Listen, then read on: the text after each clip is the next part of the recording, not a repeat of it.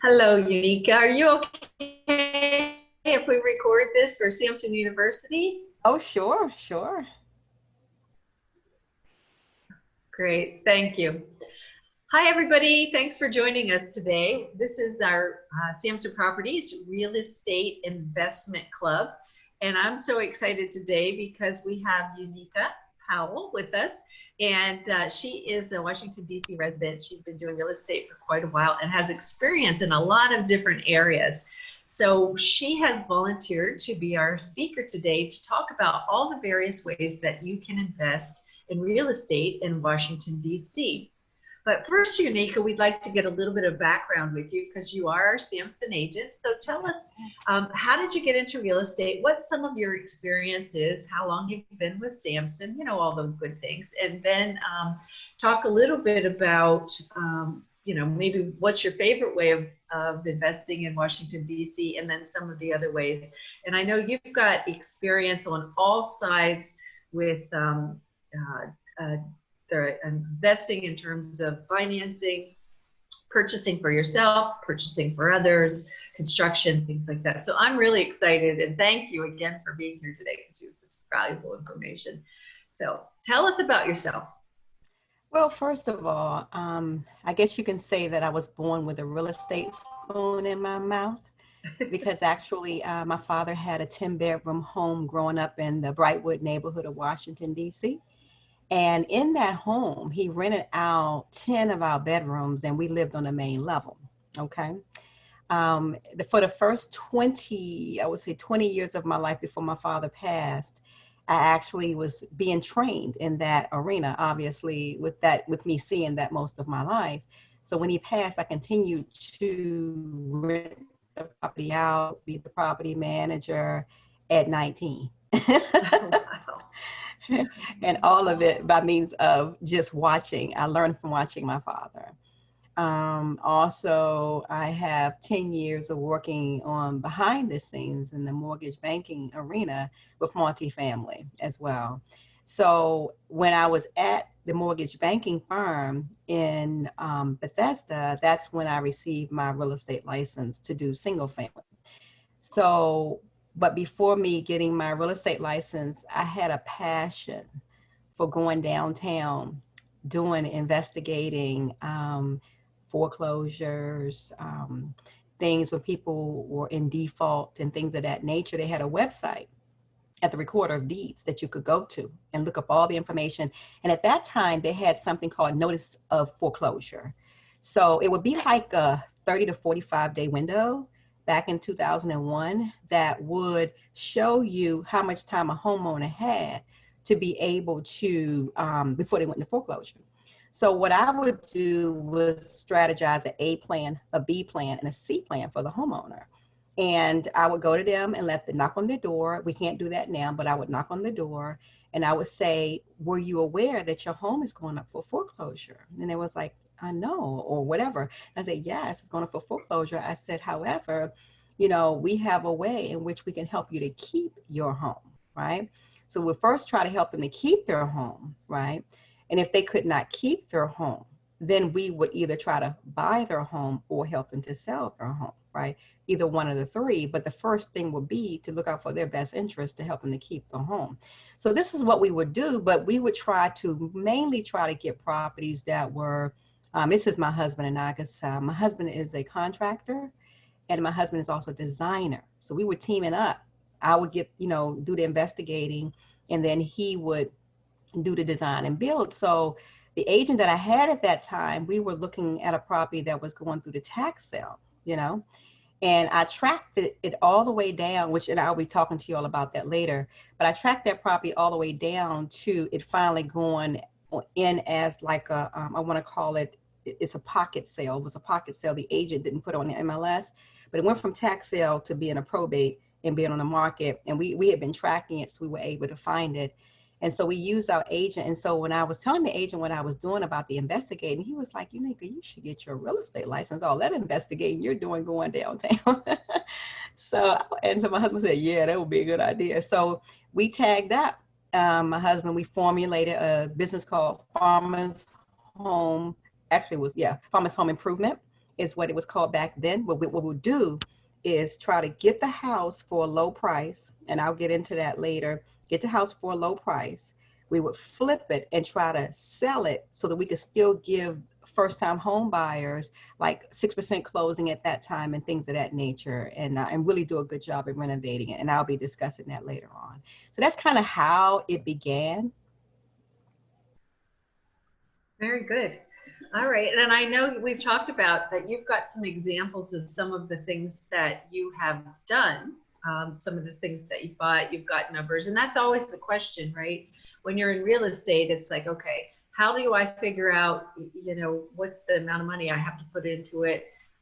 What can I sell it for? You know, and you're really good with numbers because you and I've been working together for a while, and you're all about those. So do you want to share some of those examples of things that you purchased and what we're looking at, you know, because there are different areas. You don't necessarily have to invest in your own state, right? You can look all over the world, the country, whatever, to be doing that. And we've had some other folks on here who are doing Baltimore. You're in Washington, D.C. So if you don't mind showing us some of those numbers of things that you've purchased and help other people purchase, and how'd you find them? How'd you figure your numbers? How did you finance them? You know, all those questions we have.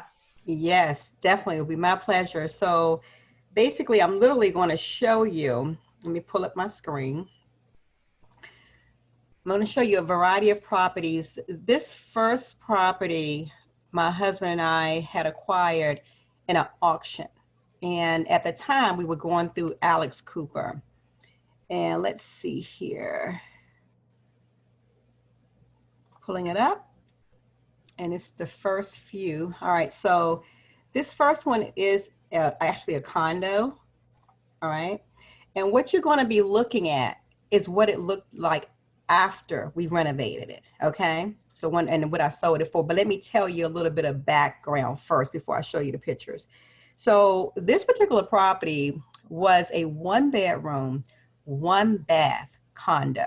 Okay. On the first row. All right. On the first level. Okay. In this particular property, what's very interesting about it is that when you walked into the unit, okay, you had a kitchen to the right, okay, if you can imagine. To your very left was the living room, all right? Right beside the kitchen to the next right entrance was the dining room, okay? So when I walked in the dining room, I told my husband, I said, baby, I said, we can make this dining room into a 2-bedroom, into a 2nd bedroom. And he said, how? He said, that's the dining room. I said, yes. I said, because we have an entrance going into it. There was already a closet in there. There was like an indented closet. And then from the back door, there was an entranceway, which we just simply closed off. Okay. And there was a bay window between the kitchen and the dining room, and we closed that off. And we literally made that indention into a closet. All right. And we were able to sell it. We renovated it. So, and it was totally a mess. So we renovated everything in there. So this right here shows you the recessed lights we put in, the hardwood floors we put in. All right.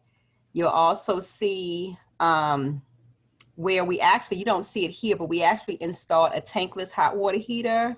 We also put in a new AC unit. We had to put that on the outside. So you see, we put in the microwave, we put it, it's one of those galley kitchens, the microwave, the stove, granite countertop we put in there.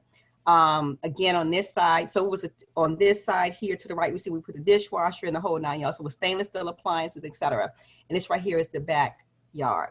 The back door. We actually spent $56,000 when we purchased this particular unit, and we sold it for $180,000. All right. And it went from a 1-bedroom, 1-bath to a 2-bedroom, 1-bath. All right. Now the second. Hang on, can I ask a couple questions? Sure. One, if you don't mind just enlarging your screen, we're just seeing like a Oh, I'm sorry. yeah, no worries. Second, so if you took away the dining room, then there had to be some eating space somewhere else. And you purchased that one at an auction, and that's Yes. always curious. So tell us a little bit about that. How did that whole thing roll out in terms of So auction? what we needed to do was to have 10% of what the loan balance is that was outstanding. And so we had our 10%, and I didn't bring that up, but I'll give you all some detailed numbers on the one that's in 2019. But we had our 10% of the loan balance that was due on the current owner, right? Because these are pre-foreclosures, I might add. These are not your bank-owned foreclosures. These are the ones when you go to the auction before the bank actually can buy it, when they're doing the actual bidding process. So I would go through Alex Cooper, who still exists, Alex Cooper Auctioneers. And again, we had our 10%, we bidded on it, and we proved to be the highest bidder. Now, how did I work my numbers? I would find out how much the top, because I knew we were going to do a great job in there, how much the top prices were for the renovations for 2 bedrooms. Like I said, we convert into a 2-bedroom. Then I would take that, they call it after repair value. I would take that after repair value, multiply it times 0.7, and minus out my repair costs. All right. So at the time, we felt this is just, as you can see, is even more than 50% than we gave. So because if you look at us selling it at 180, 50% is 90,000. We got it for 56. So it was a real winner. And then with my husband being a contractor, we didn't have to spend a lot of money on a contracting expenses. We bought our materials. As you can see, these are marble tile floors here. Inside of this area over here is the bottom of the kitchen drawer, which is where my husband put the tankless hot water heater. And at that time, people were not familiar with tankless hot water heaters. All right. Did I answer that question? Okay.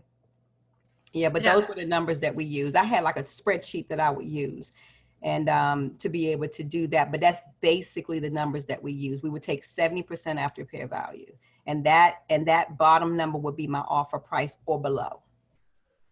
Mm-hmm. And so when you went to your auction, was it was a live auction somewhere? Was it Yes. online? It was live? No, it was live. We were in person. Yep, Alex Cooper's was live and in person. Before I started going there, I would go there just to pay attention to see what the experienced ones were doing. I would do that a few times just to get an idea of what the process was. And I would recommend that very much so. And that way you don't get, and you have to know your numbers. You got to check the liens that might be on the property. You have to, and there's a site in DC that is for recorder of deeds. All right. And it allows you to see the land record. That land record shows you whether or not there's any liens on the property. You can also check the tax record, because sometimes the tax record will show you if there's any. At that time, it showed you the water liens as well. All right. But now you have to go to the land record to see any kind of a water lien. Okay. So I would suggest doing that as well. It's a good idea to make sure it's not occupied. I'll be explaining, another one that I'm going to share with you as well. But it's a good idea because there's another ramification that you're going to go through if you try to put a bid on a property that's occupied. So again, but that's how this particular property was obtained. Someone's asking about what's the website again? So that's alexcooper.com. What I can do is before I get off today, I can Google it and pull up the exact one and show it to you. Since I'm sharing my screen, I can show it to you. Mm-hmm. Okay. And that's Alex. If they Google Alex, ALEX, Cooper, COOPER, auctioneers, they'll get different ones that are being sold both in DC, Maryland, and Virginia, actually. I also want to add, just in case I forget, that sometimes because now there's somewhat of a freeze on trying to obtain these properties in DC quicker. They're going through a different process, but you can go to the trustee or the attorney that is representing the bank of the current owner, and sometimes they sell the properties themselves. They're called trustee sales. And you can go to they used to also put them in the Washington Times, advertise there, But you can, if you find out on the land record who the trustee is, just Google their website.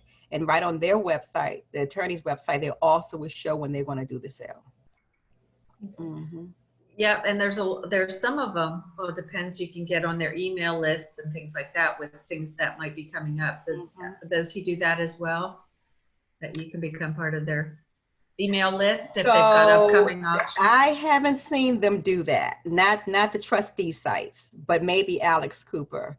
But because those things, they come on and off so quickly, you know, that you really do have to stay on top of it, because sometimes people acquire their properties back all the way up to the point of the auction sale. Right. And we do have another question for you. It says, does this formula, your 70% of ARV, still work? This person looked into some properties in Northern Virginia, but there's little margin there. Well, what I wanted to do, I was going to break down the numbers for today on the 7th property that I show you. So I wanted to kind of go through the various ones, and then maybe they can ask, they'll probably have a better idea of having their questions answered at that time. Because what these properties are, I'm showing you some that were back when I first started, between 2001 and 2009. Then I'm also going to be showing you some that were done one a year ago, and some, you know, after that, before that time. You follow? And that very last one is going to give you a huge breakdown of all the nuts and bolts as of last year. Okay. All right. So go ahead with your next one then. Yes, thank you. Ma'am. Yes, ma'am. All right. Let's move this one. All right, so this particular property, I'm going to actually have to go into my attachment and grab the inside. So this one was occupied when we got it. I just want to share with you all some of the things that happen if you're going to be flipping in DC. DC is pro tenant, okay? So this particular house, the owner who owned this property, he literally had taken out a note with a family member. So he was doing seller financing, okay, with a family member. But his family member took him to auction, or took him to foreclosure, because he did not pay not one note, okay, according to the family member. So we again knocked on the door to ask him what was his intentions on, was he going to stay in the property, was he going to move, whatever the case might be. So, you know, he was a little, you know, disgruntled a little bit. So we went to the auction, and the family member let us know what was going on. We ended up bidding on the property. We won the bid, but I'm going to tell you, this one was a nightmare. Okay. This one was a 3-bedroom, 1 bath. We converted it into a 4-bedroom, 4.5 bath home. This is in Columbia Heights in DC. All right. Now, excuse me, with this particular property, and again, I'm going to give this part to you just so you can understand. Of course, he vacated the property. All right. However, when he vacated, he also kept his ID and kept he would put gum into our locks, and he would come into the property and turn the water on. All right.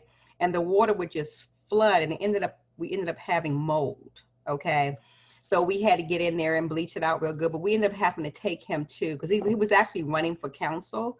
We found out because he had those signs in. So we had to go to the local police department, and we were able to set that up. And once we set up that meeting with the police department with him there, he stopped doing that, but only to move across the street. That's why it's a good idea to, you know, get these properties otherwise. But anyway, so this particular property, we bought this one. I forgot to grab the what I acquired it for, but I acquired it for a really, really low price, and we sold it for $499. All right.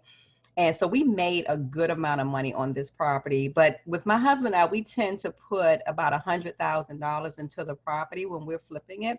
Those are our numbers, because again, with him being a contractor, we save a lot of money. But I wanted to show you the inside of these. I just have to go to the attachment real quick, excuse me.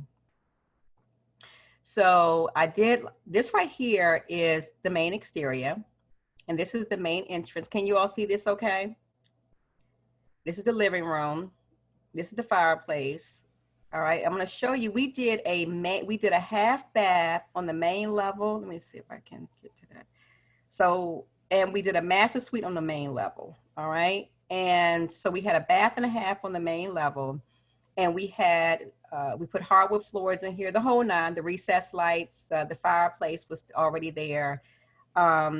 This one here is the shower kind of thing that was on the main level. These are what we call our California closets that my husband actually builds, okay? This was the corner sink that was inside of the half bath. This was also in the, what you call the master suite. What they did was extended out the back. There was a rear screen porch.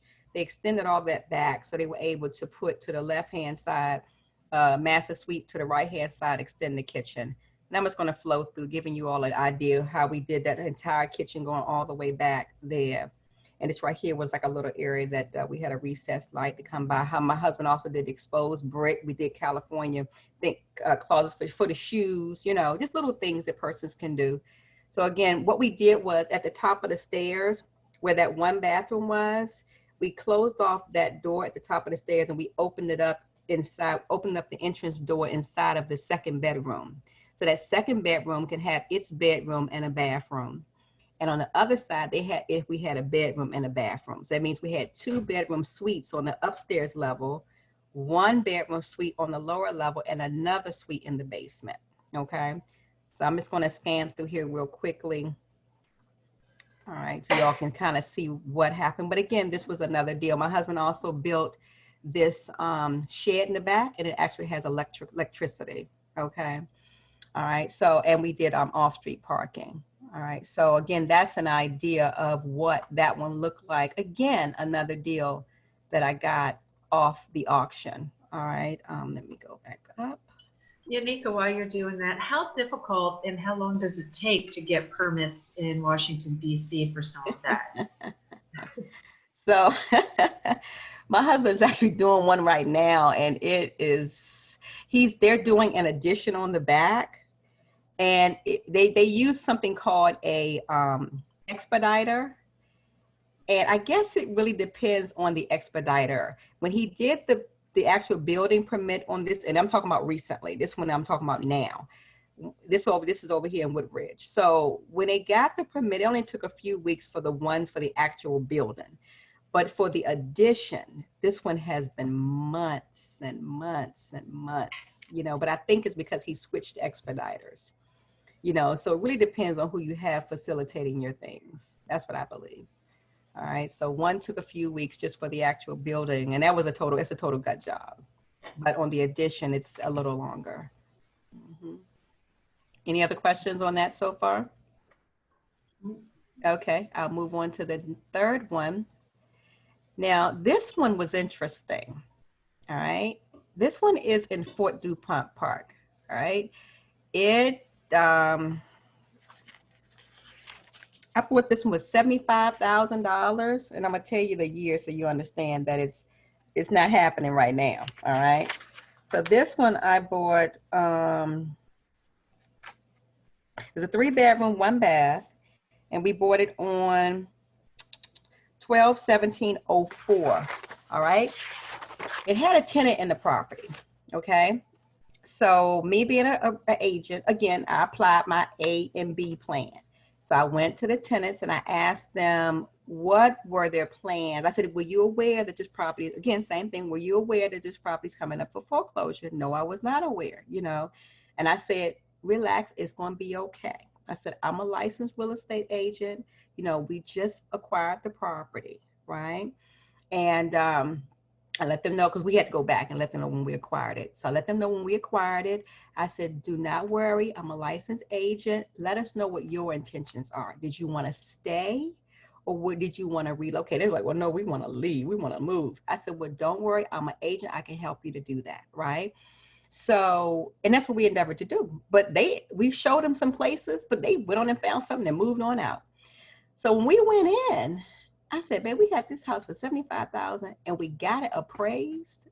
It was $125,000 appraised. So I told my husband, I said, why don't we just don't put even a broom to this property? Let somebody else gain the difference. So we made $50,000 off that property minus, you know, closing costs, you know? So that one was just a in and out, you know, and that one we also got again from Alex Cooper. Okay. Then any questions on that one? Good. Okay. Let's move on. Now, this one here, you're going to see the both of these are together. See that? That's the left side. We also have the right side. Okay. These two, this particular builder, this was a builder. He bought the land in DC. This is over here in Deanwood on Gay Street. Okay. So he bought the land for, what was that? 30,000. Yeah. He bought the land for 30,000. And again, that was back October 23rd, 2002. And I met him, and he built these two homes. These are two individual homes. And he wanted me to sell them for him. So I sold both of these after he finished. I just went inside, we talked about it, gave him a few tips, whatever. And I sold both of these for $195,000 each, right? And again, this particular builder, all he had to do was to subdivide the land. Okay. So both of the houses had 2,500 square feet of lot on each side. And the actual livable square feet was 2,500 square feet as well. Okay. And that thing went off the market in no time flat. It was gone in about 31 days, both of them. All right. And moving on. Is there a lot of raw land available in DC if someone wanted to buy? Not really. I sold another piece of land also, but that one was over in LaDroit Park. And the only thing that they can put on it was parking. Okay. So again, it's not a lot. It's not a lot. You know, people are finding it though. It's interesting. They're moving stuff out the way. Like in a park area, we had like a divider park over here, not too far from me. Somebody literally changed the zoning and built a condominium complex there recently. And that was so wise of them to do that. So they just changed the I guess the zoning on it and was able to make it residential. And I was like, that was smart. Yeah, there are a lot of creative like that. Yeah, they're moving trees out the way, you know. They're moving buildings. They're finding it. They're definitely finding it to build new construction here. Yeah. This one was interesting. Okay. So this one was owned by a company across the street. Okay. And this one I helped, because obviously with me doing so many myself, I ended up also helping my clients. So this one was in, they call it 8th Street Corridor, or some people call it Old City 1. So I got this property for my client for $194,150. That was back in 07. And then he kept it. He decided to keep the property. And because obviously, and what happened with this one was not, see, what you all don't, I forgot to tell you, the other properties that we had, the financing that we got was through hard money. Okay. So I used a hard money loan, mainly through a guy called John Peterson with Profitable Properties. And he's still going strong to this very day. He's in the Bethesda, Rockville area. All right. So, and he has like a little investment group as well, but I mainly got my money through him. And I used a couple other places. One was out in Annapolis, hard money there as well. I used that as well. Now, but for this deal, because he was going to live in it, we used the FHA 203K rehab program. Okay. That particular loan allows you, if you're going to live in the property, to acquire the property for acquisition, which was $194,150. And then, because you can see it was boarded up, right? In fact, there was no utilities, all right? And there was also no electricity. And that's no utilities, no electricity, no water, none of that, okay? So you needed a flashlight also to go in there. So with this kind of property, you might wonder, okay, well, how can I get it appraised, right? If there's no utilities. Well, that's the benefit of the FHA 203K rehab program, because it allows you to put in there all of the work that needs to be done, especially when you're doing a full-blown FHA 203K rehab, okay? So I'm going to show you some of the photos. This is what it looked like afterwards. The floors, etc. Again, so he really did a good job, you know, at doing that. And then he ended up later renting it out. He made a profit off for a while, and we ended up selling it for $388 388.5. Okay. And as you can see where it is in that 8th Street corridor area. Okay. All right. Next. Did he use your husband to do the construction work on it? No, but I referred him to someone else because, as you can see, my husband was busy. So I referred him to another contractor in the area. All right. All right. Now let me go and grab the other one. So those were the first 5 before and after. Now this one here, this is in Congress Heights. Okay. This one is a 4-unit building. All right. This building was a mess. All right. Now my client, because somebody had went there, I guess their idea is that they thought they were going to try to convert it to a 3-bedroom, 1 bath on the lower level or something. And this one was on the MLS. Okay.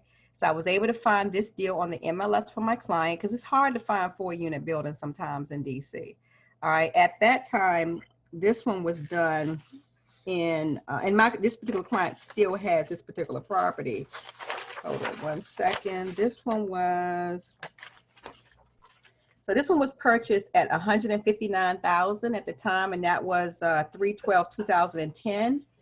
And again, he's still holding on to it, and it's worth over $500,000 now. Okay, he lived in one of them, rented out the other one, and again, he put that much money in for acquisition. Did I give you the acquisition? Yeah, $159,000 for acquisition, and he put over $100,000 for rehab on the property. He recently refinanced it, and that's how come we know it's worth about $550,000 now. Yeah.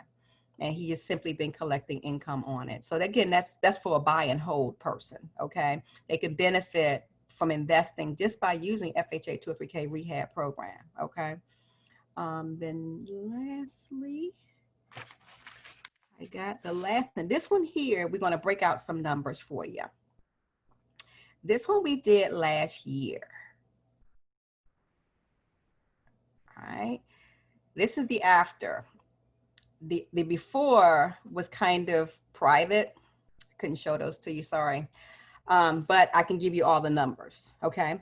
So this particular property, the person was going into foreclosure last year. Actually, I ended up knowing that, and so my investor wanted me to go in, walk through. The place was a complete wreck, okay? It was just a mess, and unfortunately, it's one of those setups where you have the living room, the kitchen was in the middle, and they had like a family room in the rear.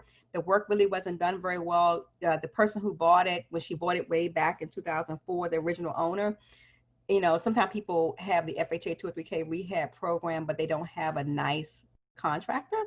So it just was a lot of wear and tear in that property. So my investor came along. I felt that my investor paid too much for it. And I told her that, okay? I said, you just paid way too much for the property. But she wanted to go ahead and get it. So she paid $400,000 for it, but she still made a profit. So let me break down the entire numbers, all right? And if anybody wants to get their pen and paper, I can give them the total number, okay? So she acquired it. The acquisition price was $400,000, and this is in Riggs Park, okay? Huge. This place is huge, I might add. It's a huge, huge, huge square foot of a home. You don't find this kind of size home in Riggs Park, all right? It's very rare. Now, then on the buyer closing costs that she had to pay, including her, she also used hard money, was $33,501, and she only held it for 4 months. She bought it on July the 31st, 2019, and we sold it on November the 27th, 2019, okay? So she was able to turn that baby around, but her numbers included 5 months of holding costs. So these numbers I'm giving you include 5 months of holding costs, okay? Now, she also had to plug in the seller closing costs, including commission. She didn't pay commission going in. She told me that she'll take care of me on the back end, let me list it for her, right? So $57,570 seller closing costs, all right? That includes commission. She gave the buyer 3%, etc. Okay? Then the holding costs, let me tell you what the holding costs included. The holding cost was $24,182, okay? The holding costs included,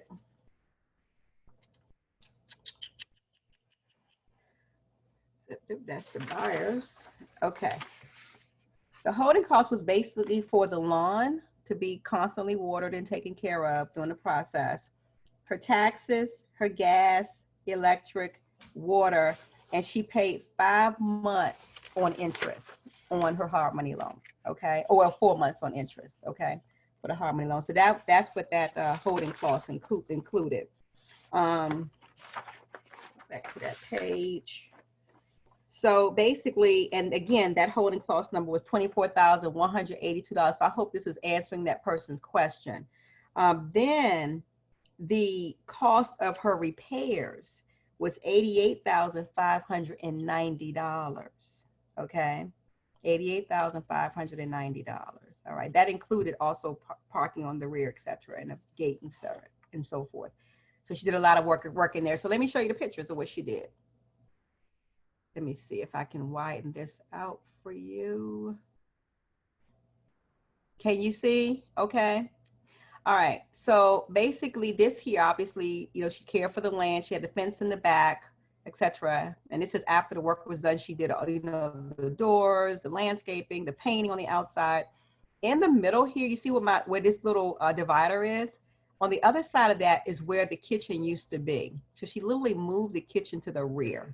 You know, so when I walked through with her, we were talking about that. So she did all the recessed lighting, the painting, the floors, moving everything to the rear. And I'll show you that everything, you know, she redid. Okay, so back here is where the kitchen is. Okay, so she did all of this, and all of this for $88,000. That's what $88,590. All right, she didn't do a lot to the basement. All right, her main focal point was on the main level, and this right here is upstairs. All right. And so she did the upstairs and the bathrooms, etc., to give you a feel for the work that she did at $88,000. But she did have her team of people that she constantly uses to do her deals. So that's another thing. If you're going to go into an investment, you must have a team. Okay, you have to have a good contractor. You have to have, you know, your team of people that you can rely on. Whether that's an HVAC guy, whether that's an electrician, a master plumber, you know, things of that nature, so that you can make sure your deals will go through in a timely fashion. Because I found out if I had to do anything over, it would be to make sure that we had because sometimes my husband, obviously, he's on subcontract, right? But when we're subcontracting, even though he's a general contractor, when we subcontracted out, sometimes we had to watch over those guys, you know, because they would take our money and go and leave their people there and go off and do another deal, you know, so we had to stay on top of them, you know. But so if anybody has any further questions about that, I'm happy to answer. Do you, like, she's got that painted blue on the outside with the red door. Is there some sort of an HOA or governing body she has to get all that kind of thing approved, or is it just depends on the sections of the city?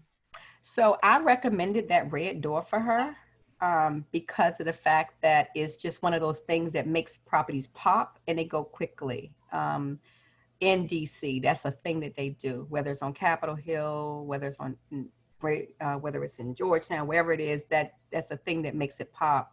The blue she chose, I wanted her to go with another color, but she chose the blue, but people still loved it, you know, so yeah. Did she have to have permission is the question? Oh, no, we didn't. From anyway, no? It's not historical, no. Yeah, there's no specific guidelines on that unless you are in some kind of historical district.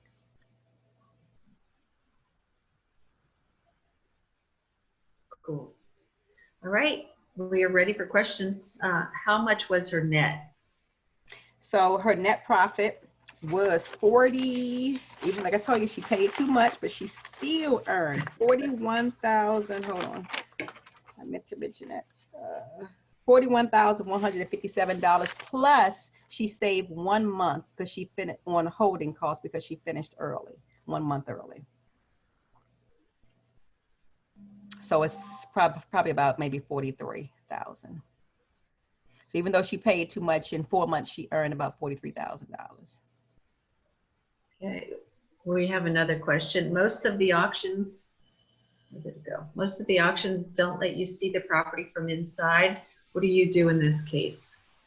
So see, what happens is, that's the tricky part, right? When you're buying at a low price, you see, you have a higher risk. So you're going to have to, first of all, do your own homework. You're going to have to go by the property to see if it's vacant. You're going to have to scrub the DC court records to see if they're currently under any kind of lease pendants going on, if there's any liens on the property. And so it's almost like you're a private investigator. Okay. That property that we had in Fairfax Village, we found out it was vacant. We entered once we got the contract in our name, got the contract ratified. We went in, all right, and we started doing work. That's what we did, because it was vacant. Nobody was messing with it, right? But again, that's something that you have to ascertain of what works best for you, because obviously, if you have not talked with or had a discussion with the owner, or if the owner comes by there occasionally, so you really got to watch it. And that's the thing, you get good deals, but then you got to do all this other work, which is totally required. So you have to kind of ask neighbors, hey, has anybody been by this house, or are they cutting the grass, right? They're not cutting the grass, or if somebody is cutting the grass, then they're coming by the property. You might not be able to go into that one. You might have to wait until, so in DC, you win the bid, right? But then you have about 30 to 45 days to go to closing, okay? And so I give you an example. I had a client of mine, and this was also last year. Her house went 3 times into foreclosure with the hammer going down, boop, with a successful bidder winning the bid. But because of my experience with foreclosures, I said, that doesn't sound right. Because they came to me after all this happened. And I said, how can somebody go 3 times in foreclosure, right? So I looked in the land record, come to find out the person who was the bidder never went to closing on either one of those successful bids. Just because you win the bid does not mean that you're going to be able to have the property in your possession if you don't go to closing, even though you absolutely have the right to enter, right? But you got to have so much time to buy the property, right? So what the issue is, you want to, with that particular property, I had my process server to serve that guy because he was way past his time frame to obtain the property, okay? But he kept on going into the property. My clients had changed the locks. He kept going back, changing the locks, okay? Because even though he had not bought it yet, he felt like he owned it. His attorney had told my clients to turn over the keys, all right? This was before they met me, right? So when I went on the land record and found out that this guy never bought it, I said, he doesn't own this property. I told my clients that. They had turned over the keys and everything before they met me. And they left the property, totally vacated it, all right? So long story short, they ended up, we were able to get permission from their current bank that they can still try to sell the property. And these clients of mine ended up walking away with $125,000. And they were getting ready to give away their property that 3 times went into foreclosure, but never had a successful sale. So if you're going to bid, you have to also go and have a successful sale. In other words, go to closing, right?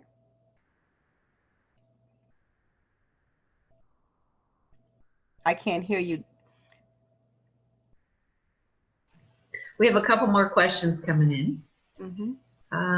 Do you know how much the interest was paid on to the hard money lender? So it depends on who you're using, but I can tell you that we paid as much as between 13 to 15%. But I know that she pays cheaper than that because she has a relationship with these people. She pays between 8 and 12, right? But I've paid as high as 13 to 14, 15%. All right.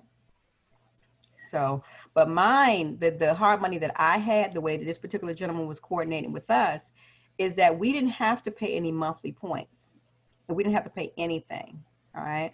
We only had to pay closing up front on the actual points, and then the interest was paid. No.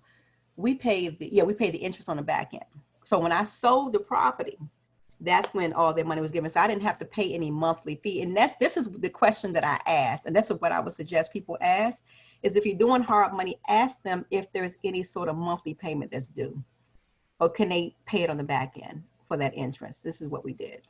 And that might be why my interest was so high, could very well be.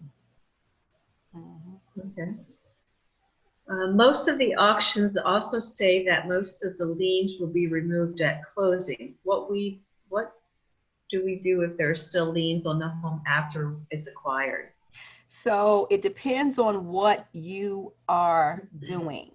So if you're doing a property that is a bank-owned foreclosure, that's different, because when they bought the property, the liens were removed, right? When you obtain a property and you win the bid, you are required to pay those liens, you see, and that's the risk that's involved. And that's why you got to do your research. Whenever you are buying these properties at an auction, a lot of times you have to pay those liens, right?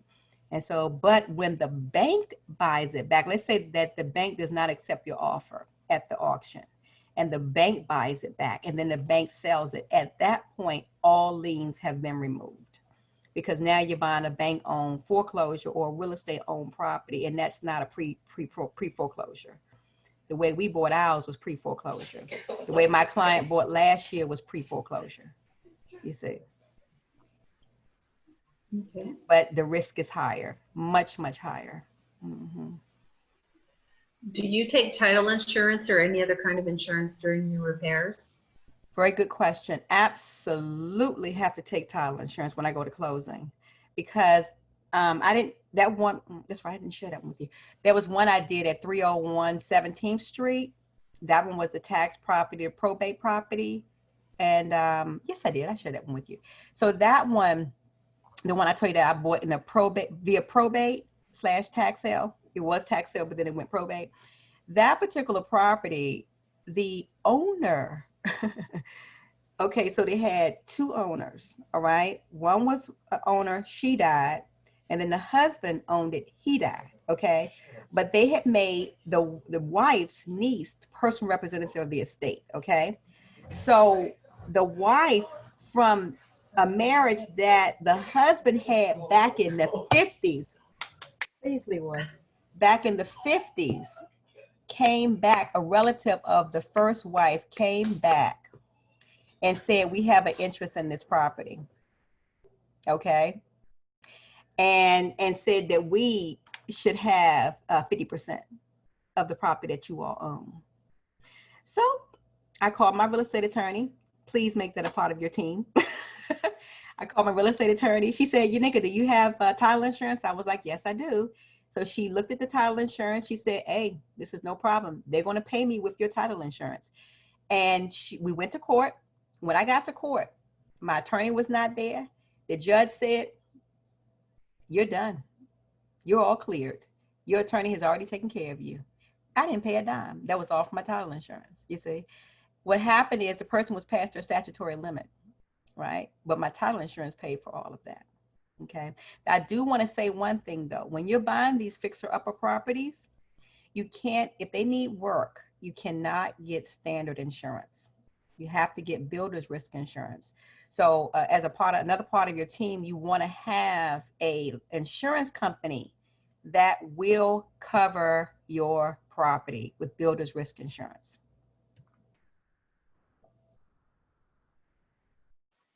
Really good advice on that.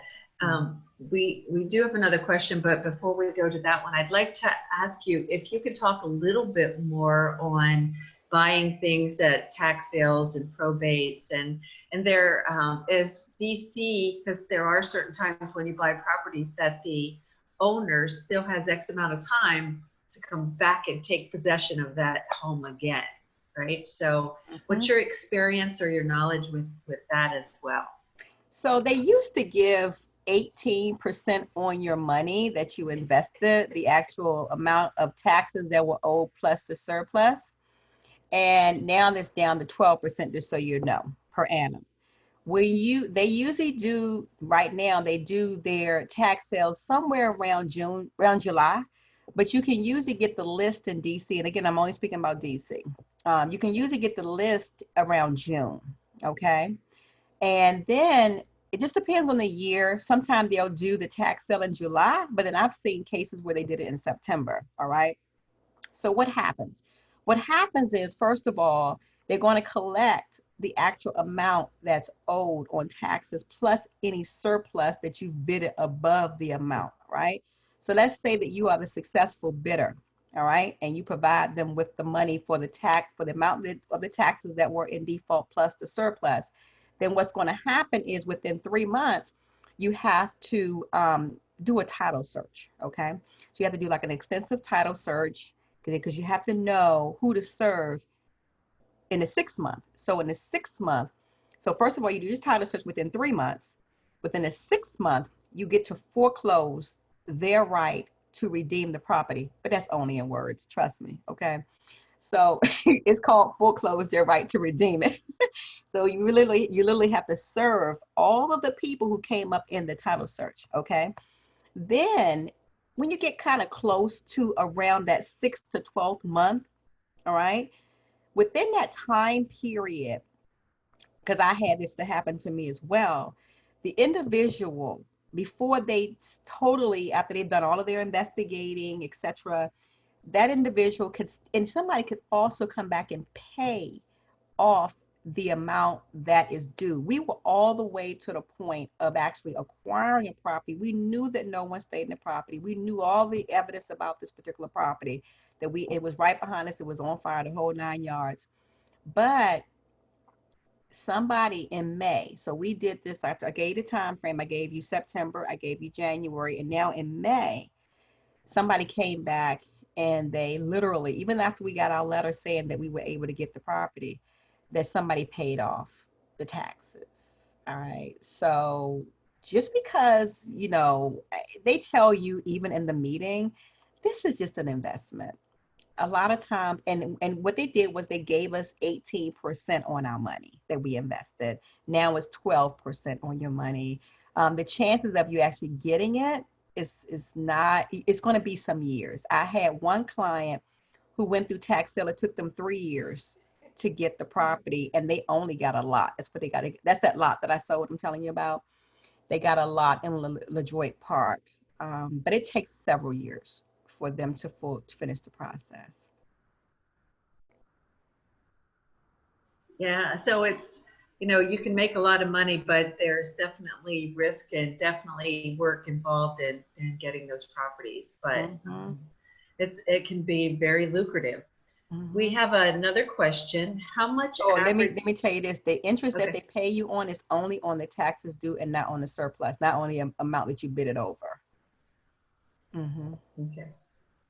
Well, at least they do pay you something. Yeah. For holding your money.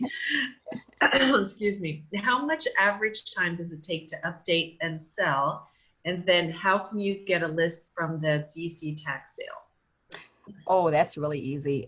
So first of all, it depends on your team. That's just the bottom line. This young lady, she took 4 months on hers last year, right? But that is not normal. And I'm gonna tell you that right now, it's not normal. All right. It's generally at least 6 months. All right. But I've seen people turn them around faster if they have a good team, if they have experience. If you don't have experience, it may take you a year, because you're testing and you're trying to get a feel for people. You might be firing, contractors. It may take you for months to get your permits, so as you're going through that learning curve, because of not having the team that you need, and you're going to have to test those teams. You're going to have to experiment with those teams. It can take you longer. Once you get experience, the more you learn, the more effective you can be and more efficient you can be with closing on these deals and getting them turned around. The other question was, how can you get the DC tax sale list? So let me show you. So if you were to go, I usually just do this real quick. You see tax sale. You can go here. Now, the old one should still be there.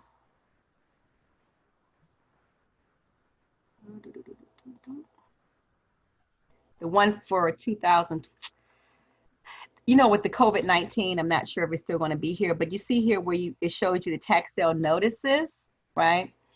Then it also shows you like 2019 tax sale list, right? They probably didn't do it this year because of COVID, but this will give you an idea. I'll just show you what it looks like. They do it by lot and square, and it's huge. It gives you the dates, right? This was last year. I don't think that they didn't, as you can see, they didn't publish one for 2020 because you have to you publicly show up for the tax sale. And so see here, they even show you which day. As you can see, this was in July, right? And again, this is the day that you go to win the bid, all right? Did I answer that question okay? Yeah, and so when you win the bid, you actually stroke your check or your cashier's check, or what do they take in terms of? You got to go right on because it's in the same building. So if you're in DC, you're going down to 1100 4th Street. Well, one side is DCRA, and then the other one is Office of Tax and Revenue. One is 1100, one is 1101 4th. They're right across from each other. So the same building that you're doing a tax sale is the same building that you're going to go to make your payment. And they tell you when you have to make that payment. You have to make that payment almost immediately. Mm-hmm. Yeah. So the question is, does Virginia have a tax sale? I'm sure they do, but I'm mainly focusing on DC. You can Google it. I've never done it in Virginia. Even though I'm licensed in Virginia, I do all my investing in DC. Yeah. Yeah. I think every area has a tax sale. I bought properties in the city of Harrisburg, Pennsylvania at a tax sale. Mm-hmm. So you can, depending on where you want to, the market seems to be good all across the country. And it's just a matter of looking where you're comfortable and where can you make the most money. Like Adam was saying, it's gotten pretty competitive out there in Virginia. Mm-hmm. Do you own after you pay the taxes? No. As was mentioned, first, within 3 months, you have to do a title search, okay? The tricky thing about this, not all title companies do the title search that you need for tax sale. So if tax sales are gonna be your target market, you're gonna have to find a person in your team to join your team, again, all these members of your team, to actually be a title company that performs the tax sale title search. Because your regular title companies do not do the tax sale title search. That was something that I learned very early on, and that was an eye opener for me. I was like, wow, really? But no, not you have to investigate that. They all don't do it. Mm-hmm. Yeah. Yep, I know we talked about different things. You've bought some short sales. You've got experience with short sales as well as the foreclosures. So your experience kind of goes all across the board. Yeah, from A short to sales, Z. foreclosures, probate. Yeah. So short sales, I have listed and I have helped people to buy. Did anyone have any questions about those? About how to buy short sales? Oh, sorry. So Adam was asking the confirmation. So you do own after you pay the taxes. So you do that before you pay the taxes. No, you don't own. No. So first you have to, I mentioned, pull the title. So on the title is going to be all the owners or all the people who have an interest in the property. Okay. Then within 6 months of you winning the bid, you have to foreclose the right of those people of interest to actually be able to redeem the property. Okay.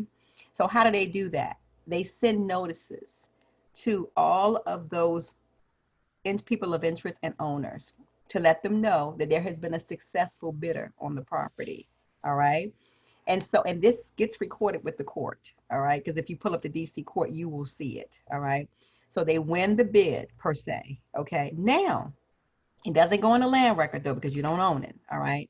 So now, after the 6 months, it's like a waiting game because they don't let you just automatically own it. They do investigate and then they kind of wait for the individual to either acquire their property back or to be able to just let it go. So another 6 months in DC goes by, right? So around January, you're going to be foreclosing your right to redeem the property. Around June, May, June, you should hear something from the court if it has not been paid off. If it's been paid off, then yes, you're going to hear something either way. Mm-hmm. Adam, are you clear on that, or do you want to clarify? Yeah, question? the only thing was, so you're doing that title search before you are paying for this. Yeah, so you win the I just bid. want to confirm that. So what's going to happen is you're going to win the bid, right? And then you have to notify the owners of the property that you won the bid, but you don't own the property. It can take two, because you after you get a letter saying that I would say around May, June, that it has not been redeemed, you have to go to court. Okay. They're gonna So and so tax sales are just a list of homes that are gonna go to auction. that not going to go to auction, but going to tax sale.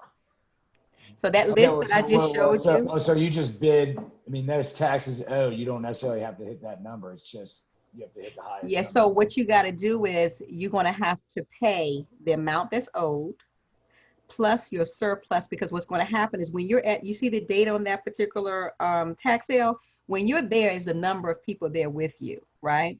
So you're going to be bidding above what's owed, okay? Because people are going to run the price up, okay? So you're going to pay for both the amount owed plus the surplus between what was due to what was you bidded it up to, all right? So you're going to pay that immediately, all right? Then you're going to also pay for, within 3 months, you're going to also pay for the actual title search, okay, to take place, all right? But it's going to be years before you can own it if the owner does not pay off the taxes. So if there's a tax, like I think the first one was like 70 grand. So if you are there bidding on this home that has tax sale number of 70 grand, and then it gets bid up to 105 grand, you have to pay out 105 grand right then. That's right. I think they give you a few days. I think they give you a few days. They'll let you know. You're not able to do your title search before that though, are you? No. Well, if you go on, I can show you. I know you can look up some stuff as far as title is concerned. You can look right on the land record. Yeah. But I mean, there could be whatever mechanics liens or whatever on it. But you're out that money if these liens don't get. I mean, I guess you could foreclose on it, but aren't they? But it's your home now, so it's under your name. So at what point? Once you go to court, or once you go, which part are you talking about? You just bought it for $105,000. The same example. No, not at the tax sale. At the tax sale, you just have an invested interest.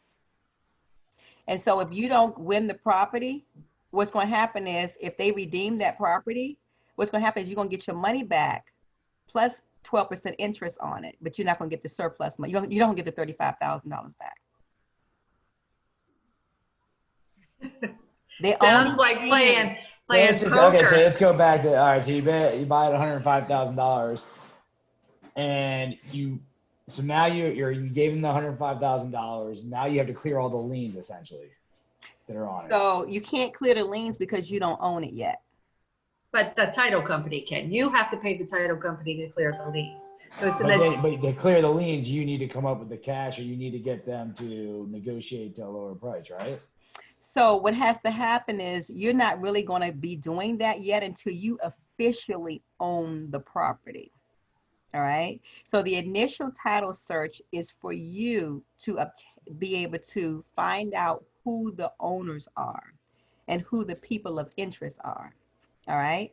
And that $35,000 you're putting out there to, hey, if I want to go through with it, then hey, I'll just do it. I mean, even if I find everything with the title, problems with the title, I can still buy it. It's just not clear title. And then I have to start dealing with these people of interest and stuff like that, correct? Yeah, it's a good idea to find out a lot of those liens and things before you make your bid. Yeah. You always want to do your due diligence on anything that you bid on beforehand. That's what I would do. I would go to the land record because I don't want to bid on anything that I know has some serious issues unless I have the money to cover those liens. Because sometimes they might have heavy water liens, etc. Right? And let me correct something that I just said. What I meant to say on the 35,000 is that they don't give you interest on the 35,000. Oh, so you right? still get your But 105. you get your 35,000 back. You get interest on the that 70,000. Okay, so you get 70 plus 12%. All right, and then you're 35. You follow me? But you just don't get interest on top of the. Why don't you just keep buying and have all your money making 12%? We'll see. This is what they tell us to do. They tell us this is a great investment if you don't mind waiting a year. That's what they tell us. Because you go to a meeting. 12% CD. Yeah, it's better than CD actually. So so let me tell you what happens before you saw the July date. So generally what will happen in the month of June, you will also have a meeting that will explain the whole process to you. All right, that the OTR would do, Office of Tax and Revenue. And so they would explain that to you as well, that this is really just an investment. Much better than a CD. Mm-hmm. So most of the time then people come back and pay their taxes and reclaim their. Yes, that is correct. Oh my God. There you go, Adam. Another way to build your portfolio. And you see how long you saw how long that list was in 2019, right? Yeah. It's almost like a note. No, more like a CD, I guess. Yeah. Yeah, interesting. So I haven't done any research into DC. You're seeing the same kind of things that we're seeing with multiple offers and. Oh my goodness, yes. But let me tell you, the equation is always the same. You have to price it right.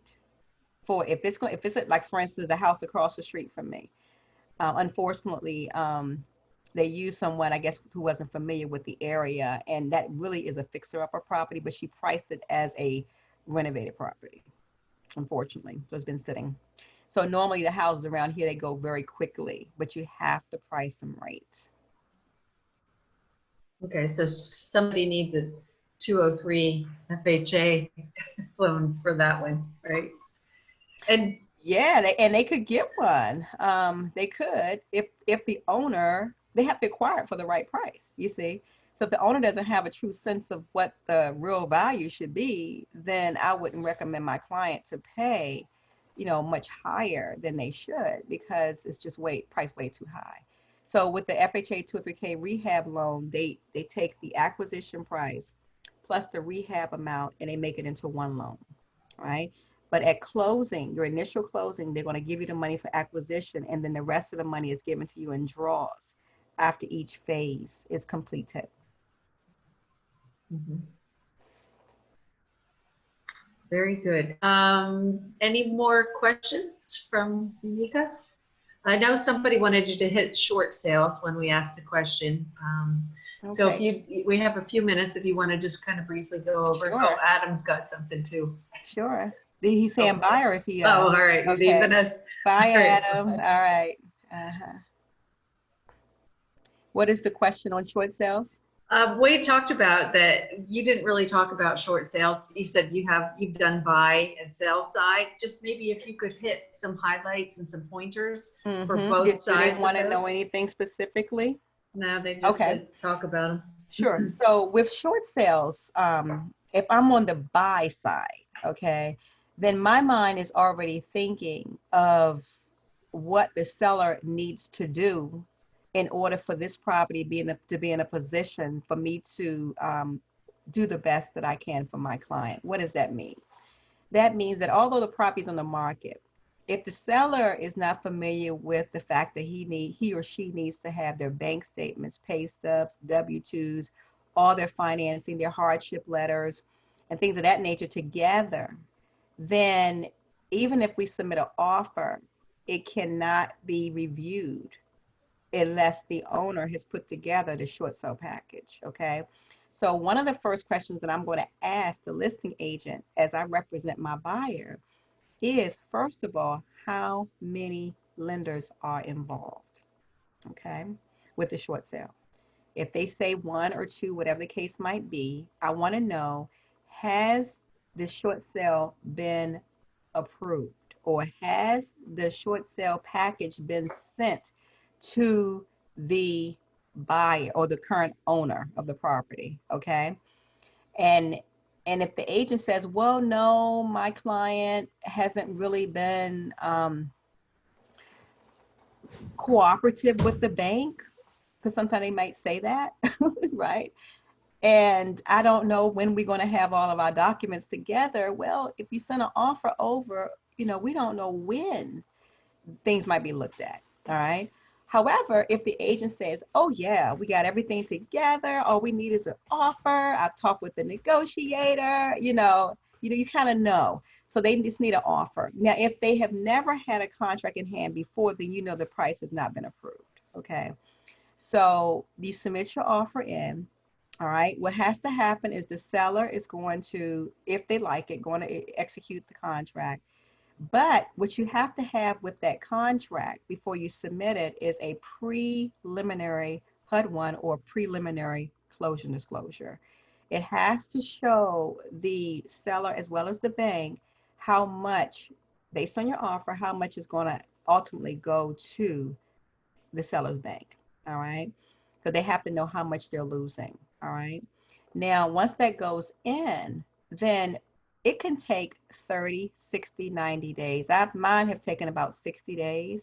And it's been, I even had one with Bank of America recently, and it went about 60 days, which was not bad, So some will want the seller to upload everything on Equator, but I'm going to tell you, as you're representing the buyer, you need to let them know that it can take 60 days. So if they don't have 30, don't only have 30 days to wait, then what's going to happen is then their contract may not be accepted, because they need somebody that can at least wait 60 days in most cases, unless the only time it's shorter is if they already had an offer through before, and they already had the property appraised, and they already had a BPO done, which is a broker's price opinion done before, and that contract fell through. So now they just need another offer to come back through. Well, those will go within 30 days, So that's why asking those necessary questions to the listing agent are important. But that's just some of the basic stuff that's necessary on the buyer's side. Yeah, one of the things that as a buyer and as an investor, it has to be an arm's length transaction as well. You can't be the listing agent, and so do you want to talk to that a little bit? Yep, it tells you in their documents that you cannot be related, whether you're the real estate agent, you can't be the wife, you can't be the spouse, you can't be any relative whatsoever to do any sort of buyer contract with respects to the seller. So any relationship, I had it in my deal I just recently did, the wife wanted to buy the property that was going through short sale. And I had to read to her that it included spouses that were in arm's length. And that's difficult when you're going through a divorce and this is your house, and and you want to buy it, even though, you all are breaking up, they won't allow it. Another question, how much price differential should one expect from a short sale property? So that is a very good question. However, I don't think that is a lot different than a normal retail sale. Let me tell you why. Is because short sale does not mean you're getting a discount. Okay? Short sale just simply means that the bank is owed more more than what the property is worth.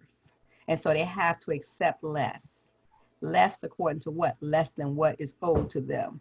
Not because it's a discount. It's not a discount. So you're really buying the property retail based on the condition of the property. So how do you figure out whether or not you have a profit? Well, what you do is we go back to the rehab piece, okay? If it's a fixer-upper, right, and the price is at a fixer, because I've had several that were fixer-uppers that I've done, all right? If it's a fixer-upper, I did one where we sold it at 230, right? But if they renovated the property, they probably could have got maybe 350, all right? But if they put $100,000 in it, or then when you start looking at the numbers I gave y'all earlier, your holding costs, you start looking at your commissions you have to pay. It may not be a lot there. So you want to use that formula of what is the property worth after renovation is done, multiply times 0.7 minus your repair costs, and see if you can get that property at that offer price. Now, in this area, because of the seller's market, it may be difficult for you to minus out the repair costs. All right. You might just have to get it at ARV times 0.7, and then take it like that, but because we're in a seller's market right now. That's great advice. Thank you very much. Mm-hmm. And we are winding down to the last few minutes here. Does anybody else have any questions they'd like to ask Uniqca? And again, she's a wealth of information and she's extremely helpful. So I know you're working with some of our agents that have met you in some of our other calls. So thank you. Do we have any? Cynthia, this is Flourish. I just wanted to say thank you to Uniqca. She's actually helping me on a short sale right now. And I just want to appreciate her and say thank you for all you do. Oh, you're welcome. I hope that's going well. Yes, yes, Yeah. yes, yes, yes. Very good.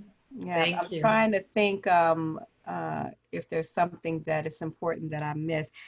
But I want to say, and I'm going to say it again. If you're thinking about being a beginner investor, please, one of the things that I did not mention is before you can present yourself to your hard money lender, if you're not experienced, they need to see that you at least know what you're doing.